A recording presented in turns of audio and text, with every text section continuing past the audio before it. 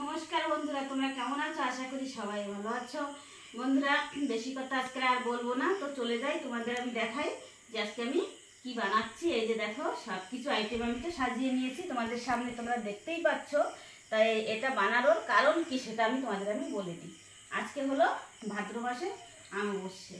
তা আমাদের ভিতরে নিয়ম আছে, পূর্বপুরুষের, আমার শাশুড়িমা বানিয়েছে দেখছি সব বছর, যে এরকম ভাদ্র মাসের অমাবস্যাতে এরকম করে কলার পাতায় তালের পিঠা বানায় খেতে হয়। তো সেই নিয়মটা আমি প্রতি বছরই করি, তাই এবছরও করবো। তা ভাবলাম যে আমি বন্ধুদের সাথে শেয়ার করি, তা সেজন্য আমি সব কিছু গুছিয়ে নিয়েছি। তো এখনই আমি এই কলার পাতায় তালের পিঠাটা ভাজবো। তো তোমরা সবাই সাথে থাকো আর দেখতে থাকো। বন্ধুরা, আমি সব কিছু কিন্তু রেডি করে নিয়েছি, এবার শুধু বানানোর অপেক্ষা। তো এই যে আমি চাউলের গুঁড়ি দেখো, বড় এক বাটি। তো এটা আমি গ্রাইন্ডার করেছি, কিন্তু চালি নাই। তো এরকম করে যদি না চালা হয় তাহলে কিন্তু এই পিঠাটা খুবই ভালো হয়। তো এই যে বড় এক বাটি আমি নিয়ে নিলাম, সবই লাগবে এটা। আর এখানে আমি নারকেলটা কুড়িয়ে রেখেছি, নারকেলটাও দিয়ে দেবো। তাল, তালেরও আমি পুরো গোলাটা বের করে আঁশও বের করে নিয়েছি। এই চালের গুঁড়ি আর নারকেল আর তাল দিয়ে দিছি। এবার আমি দিয়ে দেবো এই চিনিটাও আমি দেবো, যেমন আমরা মিষ্টি খাই তেমনই দেবো, আর তোমরাও ঘরে যেমন মিষ্টি খাও তেমন করেই দেবো। তো এবার আমি দিয়ে দেবো একটু স্বাদ হওয়ার জন্য লবণ। বন্ধুরা, যতই আমি চিনি দিই না কেন, লবণটা না দিলে কিন্তু মিষ্টি হবে না, তোমরা সবাই জানো।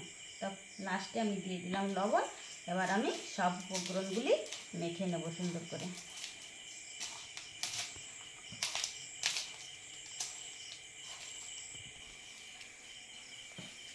এই যে দেখো বন্ধুরা, সব উপকরণ আমার মেশানো হয়ে গেছে সুন্দর করে।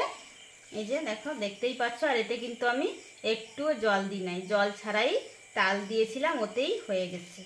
তো এবার আমি এই যে কলার পাতা নিয়ে নিয়েছি, এই কলার পাতার ভিতরে এরকম করে দিয়ে দেবো।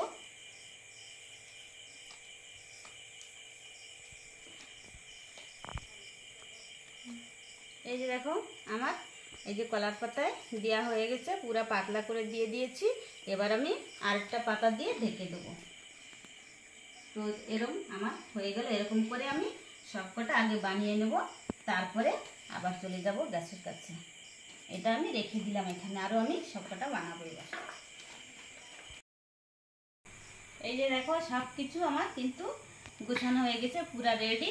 এবার আমি গ্যাসের কাছে চলে যাব। গ্যাসটা আমি জ্বালিয়ে রেখেছিলাম, তাওয়াটা বসিয়ে। তো চলো তোমরা দেখো আমি এটা কেমন করে ভাজি।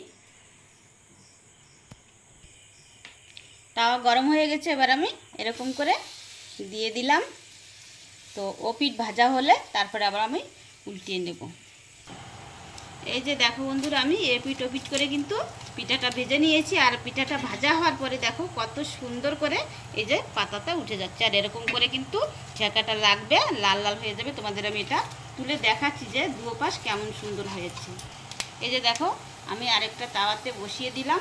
তো আমি এই যে যেটা তুলে নিয়েছি সেটা তোমাদের আমি দেখাচ্ছি। দেখো, পুরো দু সাইডেই সুন্দর ফুলে ভাজা হয়ে গেছে, আর কেমন সুন্দর দাগ লেগেছে। আর পাতাগুলোও কিন্তু সহজে ছেড়ে গেছে, কোনো কষ্টই হয় নাই। এরকম করে আমি সব কয়টা পিঠাই ভেজে নেব।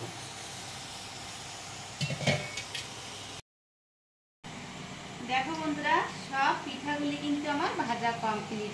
তা তোমরা দেখতেই পাচ্ছ, আমি এই যে দুটো থালাই সাজিয়ে নিয়েছি, কেমন সুন্দর দেখা যাচ্ছে পিঠাগুলি, আর খেতেও কিন্তু দারুণ।